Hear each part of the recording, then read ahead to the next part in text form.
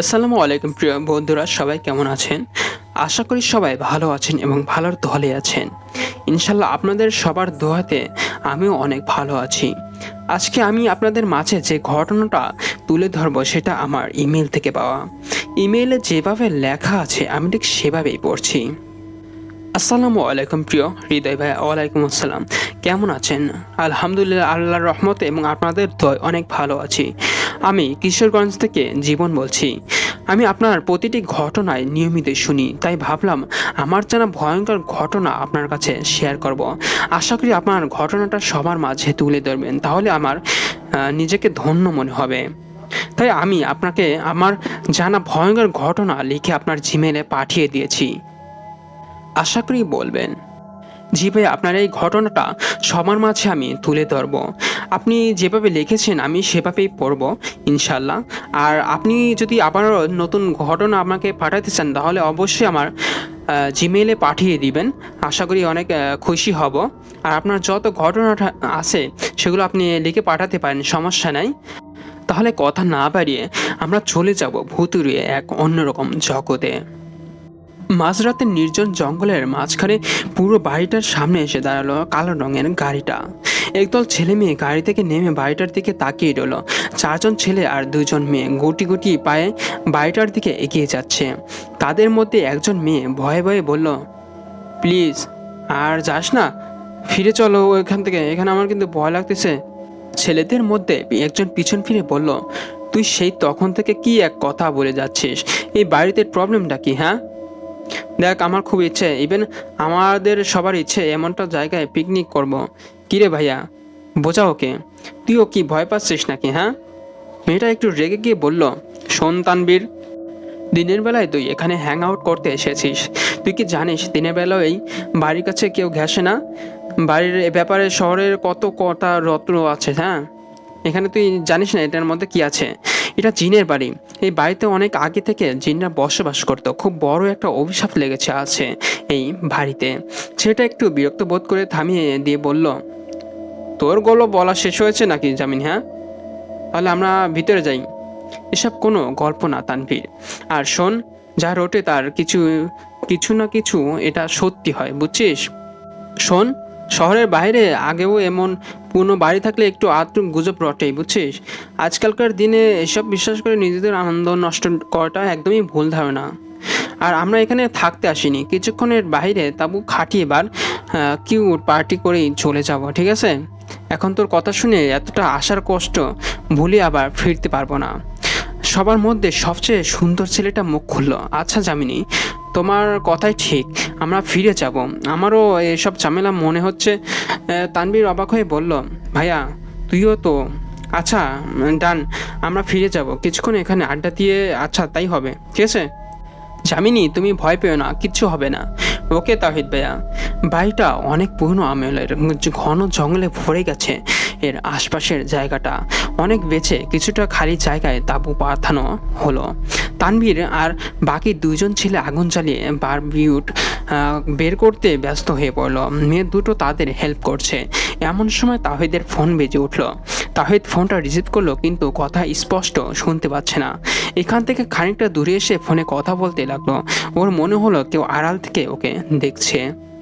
এসব পাত্তা না দিয়ে ও আবার কথা বলায় মনোযোগ দিল। পাশের ঝোপটা কেমন যেন হঠাৎ করে নড়ে উঠল। মাজারের সামনে এসে গাড়ি থেকে নামলো তাহিদ আর মিসেস নৌসিনারা। মিসেস নৌসিন প্রয়োজনীয় জিনিসপত্র নিয়ে তাহিদের আসতে বলে মাজারের ভেতরে চলে গেলেন। তাহিদ মাথায় টুপি দিয়ে মাজারের কবর জিয়ারত করতে এলো। মনোযোগ শেষ করে ঘাড় ফিরে দেখলো সেই রাতের মেয়েটি মাজারের পাশে বসে ছোট বাচ্চাদেরকে নিজ হাতে খাইয়ে দিচ্ছে। অবাক চোখে অপলক তার দিকে তাকিয়ে রইল। এই মেয়েটি জঙ্গল থেকে এখানে এলো কি করে? মেয়েটি আসলে কে? ভাবতে ভাবতে মেয়েটির পাশে এসে দাঁড়ায় তাওহিদ। মেয়েটিকে বলে, কেমন আছেন? মেয়েটি চমকে উঠে দাঁড়ায়, এমন ভাবে তাকিয়ে আছে যেন ভূত দেখেছে। মুখটা আবার ওনা দিয়ে ঢেকে আমতা আমতা করে বলল, আপনি? হ্যাঁ আমি। চিনতে পেরেছেন? কাল রাতে যাকে নিশ্চিত মৃত্যুর হাত থেকে বাঁচিয়েছিলেন, অথচ ধন্যবাদ দেওয়ার সুযোগটুকু না দিয়ে পালিয়ে গেলেন। জন্ম মৃত্যু দুটো আল্লাহর হাতে, আল্লাহর ইচ্ছাতেই আমি আপনার বাঁচার সহায়ক হয়েছি। ধন্যবাদ আর শুকরিয়া দুটোই ওনার প্রাপ্য। মেয়েটি চলে যেতে উদ্যত হলে তাহিদ তার হাত ধরে ফেলল। মেয়েটা অগ্নিদৃষ্টিতে তাহিদের দিকে তাকিয়ে বলল, জানেন না, বেগানা মেয়েদের গায়ে হাত দিতে নেই। তাহিদ সাথে সাথে হাত ছেড়ে দিয়ে বলল, আমি দুঃখিত। আসলে মেয়েটা আর এক মিনিটও দাঁড়ালো না, দৌড়ে পালিয়ে গেল। এ কেমন মেয়ে, ভদ্রতা দেখিয়ে পুরো কথাটা শুনে যেতে পারত। পাশে বসে থেকে বাচ্চাটাকে জিজ্ঞেস করলো, এই মেয়েকে তুমি কি চেনো? পিচ্ছি কিলকিল করে হেসে উঠল, বলল, আঙ্কেল, তুমি ওকে চিনো না, ও তো এই মাজারে থাকে। তাহিদ মাথা চুলকাতে থাকে। মেয়েটি যদি এখানে থাকে তবে অত রাতে জঙ্গলে গেল কি করে? আর বললই বা কেন সে এখানে থাকে? একটা পাগল তাহিদের দিকে এগিয়ে এসে হাসতে হাসতে বলল, কিচ্ছু মেলাতে পারবি না, কিচ্ছু না। এখন শুধু খেলা দেখতে যাবি, কিচ্ছু আটকাতেও পারবি না। না কারো ভাগ্য, না কারো মৃত্যু। মিসেস নসীন আরা এসে বললেন, তোকে আমি পুরো মাজার খুঁজছি আর তুই এখানে চলে এসেছিস? চল, বড় হুজুর তোকে দেখতে এসেছে। আমি আসছি মা, তুমি যাও। আমার সাথে এক্ষুনি চল, দেরি করাটা হুজুর পছন্দ করবে না। বড় হুজুর পা ছুঁয়ে সালাম করে তার সামনে বসলো তাহিদ। পাশে নসীনারা বসে হুজুরের সাথে কথা বলছেন। মাঝারের ভেতরের চারপাশে চোখ ঝুম বোলাতে দেখতে পেল মেয়েটি দূরে এক কোণে বসে তাসবিহ পড়ছে নত মুখে। মিসেস নসীন তাহিদ হাতে ঝাঁকি দিয়ে বলল, হুজুর কিছু বলেন? তখন হুজুর বলে, না কিছু না, তেমন কিছু না, তুমি যাও, সমস্যা নাই। তাহিদ রুমে এসে একা একা বসে ল্যাপটপে কাজ করছে। জানালা দিয়ে অনেক বাতাস আসছে দেখে ল্যাপটপ অফ করে জানালার পাশে এসে দাঁড়ায়। মাথার মধ্যে মেয়েটার কথা ঘুরবা খাচ্ছে। কে এই মেয়েটা? বারবার এর সাথে কেন আমার মিট হচ্ছে? মেয়েটাকে কিন্তু অনেক বেশি ভালো লাগে। বলার তো কোনো ওয়ে নেই আমার কাছে। এই আসে আবার এই উদা হয়ে যায়, পুরোই ভোজবাজির মতো। মেয়েটা খুব দেখতে ইচ্ছে করছে মেয়েটাকে। এই রাতে ওকে পাবো কোথায়? নাম ঠিকানা তো কিছু জানি না। হতাশ হয়ে যেই রুমে ফিরে যাবে দেখে বাগানে কে যেন দাঁড়িয়ে আছে। দূর থেকে মনে হচ্ছে এটা তো সেই মেয়েই। তাহিদ আরেকটু ভালো করে তাকিয়ে দেখে বাগানে একটা মেয়েটি দাঁড়িয়ে আছে। ও আমাদের বাসায় এলো কি করে? আর বাগানে একা দাঁড়িয়ে কি করছে? সাত পাঁচ ভাবতে ভাবতে তাহিদ বেরিয়ে বাগানের দিকে এলো। মেয়েটাকে তো মাত্র এখানে দাঁড়িয়ে থাকতে দেখেছিল, 2 মিনিটের মধ্যে আবার কোথাও উদয় হলো নাকি ওকে নিয়ে ভাবতে ভাবতে চোখের সামনে কল্পনা করাও শুরু করেছি। মাথা চুলকাতে তাহিদ আবার রুমের দিকে ফিরে গেল। কি হচ্ছে ওর সাথে বুঝতেই পারছে না। ঝোপের আড়াল থেকে সেই মেয়েটি বের হয়ে এসে দাঁড়ালো। মুহূর্তে তার বয়সী আরেকটা মেয়ে তার সামনে দৃশ্যমান হয়ে তাকে বলল, এটাই সেই বাড়ি যা এতদিন ধরে আমরা খুঁজছিলাম। এবার থেকে আমাদের লড়াইটা শুরু বোন। মেয়েটি মাথা নাড়িয়ে বলল, কিন্তু কি করে এই লড়াইটা শুরু করব? আসল কার্পেটটাকে তো বের করতে হলে এই বাড়িতে ঢুকতে হবে। ঠিকই বলছো, সেটাই ভেবে দেখতে হবে। চল ফেরা যাক। তাহিদ রেডি হয়ে বের হচ্ছিল অফিসের জন্য। মিসেস নসীনারা পিছন থেকে ডাকলেন। তাহিদ সাড়া দিয়ে বলল, মা ডাকলে যে? কোথাও বের হচ্ছিস? হ্যাঁ, অফিসে যাব। আজ তো ড্যাডের ফেরার কথা ছিল। হ্যাঁ, ড্যাড আসার আগেই কাজগুলো গুছিয়ে রাখতে চাচ্ছিলাম। আজ একটু তাড়াতাড়ি ফিরতে পারবি? আচ্ছা, ফিরবো। কিন্তু কোনো কাজ আছে কি? তানভীর তখন পাশ থেকে ফোন কেটে বলল, বিরাট কাজ আছে তোর জন্য। কাজটা কি আমি বলবো নাকি? হ্যাঁ, তুই আর ফাজলামি শুরু করছিস। মা ওকে কিছু বলো তো, সারাক্ষণ ফাজলামি করতে থাকে। তোর ক্লাস আজ নেই, যা। আমি তো সব কিছু ছুটি নিয়ে নিলাম, তুই নে। কেন? নসীনারা তানভীরকে চুপ করতে বললেন। তানভীর, ওর পিছনে লাগিস না তো। তাহিদ, বেটা তুই অফিসে যা, কাজ শেষ করে তাড়াতাড়ি বিস, ঠিক আছে? তারপর বাসায় এসে যিনি একা রুমে বসে আছে, সেই দিনের মেয়েটি হাতে শাড়ি গয়না নিয়ে রুমে ঢুকলো। যিনি তাকে দেখে উঠে দাঁড়িয়ে বলল, এতক্ষণ কোথায় ছিল? এদিকের ব্যাপারটাগুলো সামাল দিচ্ছিলাম। এই নাও, তাড়াতাড়ি এই শাড়ি গয়না পরে রেডি হয়ে নাও, ঠিক আছে? এগুলো কেন পারবো? তোমাকে বিয়ে করতে হবে বোন। বিয়ে? বিয়ে কাকে করব? ওই তাহের ছেলেটাকে তোকে বিয়ে করতে হবে, ঠিক আছে? কি বলছো কি? আমি একজন জিন হয়ে মানুষের কেন বিয়ে করতে যাব? প্রতিশোধ নেওয়ার জন্য অনেক কিছু করতে হয়। আর তুমি তো সংসার করার জন্য বিয়েটা করতেছো না, ঠিক আছে? শুধুমাত্র ওই বাড়িতে ঢুকে সহজে তাদের ধ্বংস করার জন্য বিয়েটা করছো। বিয়েটা অনেক পবিত্র একটা বন্ধন, এটা নিয়ে ছেলেখেলা করা যায় না জান্নাত। আর জিনেরা কখনো তার কথা থেকে সরে আসে না, নিজের প্রতিশোধ কিন্তু ভোলা যায় না। বাকিটা তোমার হাতে, ভেবে দেখো কি করবে, নিজের কথা পূরণ করবে নাকি জিন রাজ্যে ফিরে যাবে। যিনি একটু নীরব থেকে জান্নাতের হাত থেকে শাড়ি গয়নাগুলো নিয়ে বলল, বিয়েটা হবে কি করে সেটা আমার উপর ছেড়ে দাও। অলরেডি আসল কনেকে উধাও করে দিয়েছি, এখন বাকিটা ম্যানেজ করতে পারলে কেল্লাফাতে। তুমি রেডি হয়ে নাও, আমি আসছি। আচ্ছা ঠিক আছে। জান্নাত বের হয়ে এসে একটা নির্জন জায়গায় এসে হুজুরের রূপ ধারণ করে, তারপর বেরিয়ে বরের জন্য তৈরি স্টেজের পাশে গিয়ে বসে। ততক্ষণে তাহিদ বর বেশে কনের বাড়িতে এসে পড়ে। আশেপাশে সবাই এনজয় করছে, মজাও করছে। ও মুখ গুমরা করে স্টেজে বসে আছে, জিনির মুখটা চোখের সামনে ভাসছে। মন থেকে বিয়েটা না করতে চাইলেও করতে হচ্ছে, নিজের ভালোবাসাটাকেও মাটি চাপা দিয়ে। এদিকে হই হুল্লার শুরু হয়ে গেল। তাহিদের মা বাবা চিন্তার মুখে স্টেজের সামনে এসে দাঁড়ালো। তানবীরকে ফিসফিস করে তাহিদের জিজ্ঞেস করতেই সে বলল, তোর বউকে কিন্তু কোথাও পাওয়া যাচ্ছে না, ধারণা করা হচ্ছে সে বিয়ের আসর থেকে পালিয়েছে। সেই চেনেই মা ড্যাডা চিন্তিত। তাহিদের মাথা থেকে চিন্তার বোঝা নেমে গেল, মনটা হালকা লাগছে। নিজের মনের বিরুদ্ধে আর বিয়ে করতে হবে না, শুকরিয়া আল্লাহর কাছে। বহুরূপী জান্নাত স্টেজের পাশ থেকে সরে এসে নৌসিনার সামনে এসে বলল, আপনাদের সাথে আমার কিছু কথা আছে, যদি এদিকে আসতেন। নৌসিনারা আর তার স্বামী হুজুরকে অনুসরণ করে নির্জন জায়গায় এলো। নৌসিন বলে উঠলেন, আপনাকে তো ঠিক চিনলাম না হুজুর, আমি কনের পরিবার বিশ্বস্ত হুজুর। চলন্ত বিয়ের গাড়িতে বসে বাহিরের পানে তাকিয়ে আছে যিনি। ছোটবেলা তার বিয়ে নিয়ে কত স্বপ্ন ছিল। বাবা বলতো তার রাজকন্যার জন্য একটা সুন্দর রাজপুত্র এনে দিবে। রাজপুত্র পেয়েছে ঠিকই, কিন্তু এমন রাজপুত্র তার সাথে মেলে না, আর এই রাজপুত্রের সাথে সুখের রাজত্ব করতেও আসেনি সে।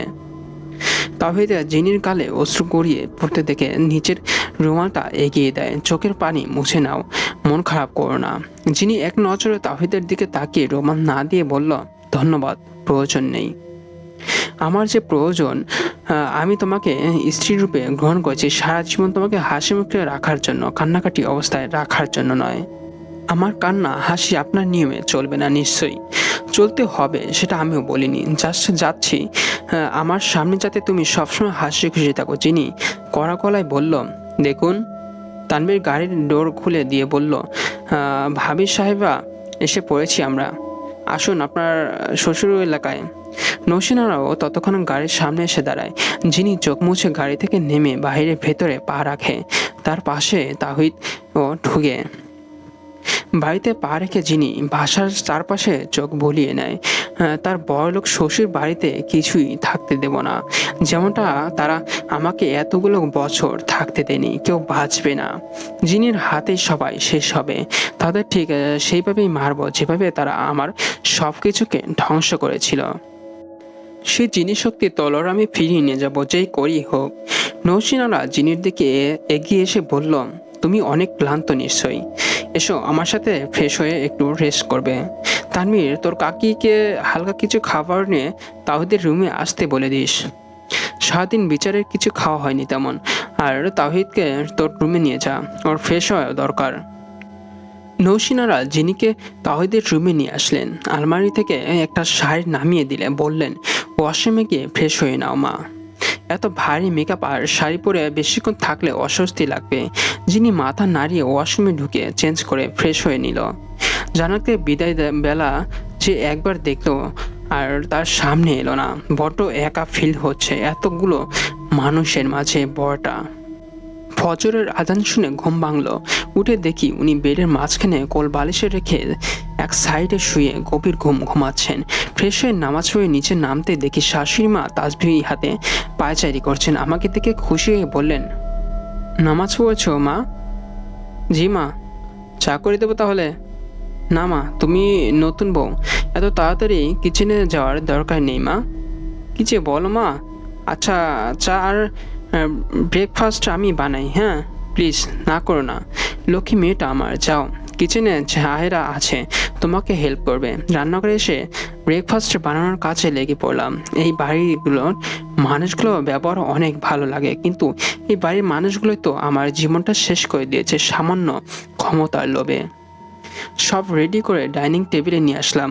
সবাই নাস্তা করতে বসলো, কিন্তু তাহিদ এখনো নিচে নামলো না।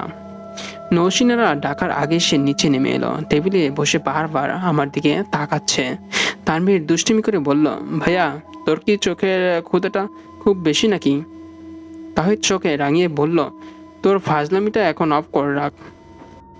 জিনি, আমাকে এক কাপ ব্ল্যাক কফি বানিয়ে দিতে পারবে? মাথা নাড়িয়ে সাইড দিয়ে কিচেনে এলাম। ছাদে এসে একা একা বসে রাতে তারা দেখছি আর ভাবছিলাম আমার জীবনটাও 4-5টা মেয়ের মতো হতো। কোনো জিনকে বিয়ে করে সুখে সংসার করতাম, কিন্তু ভাগ্য টানপড়নে আছে প্রতিশোধ নেওয়ার জন্য হন হয়ে আছি। জান্নাত এসে আমার সামনে দাঁড়ালো। তাকে দেখে চোখের পানি আড়াল করে নিলাম। সে আমার পাশে বসে বলল, তুমি কি কোনো ব্যাপারে চিন্তিত নাকি?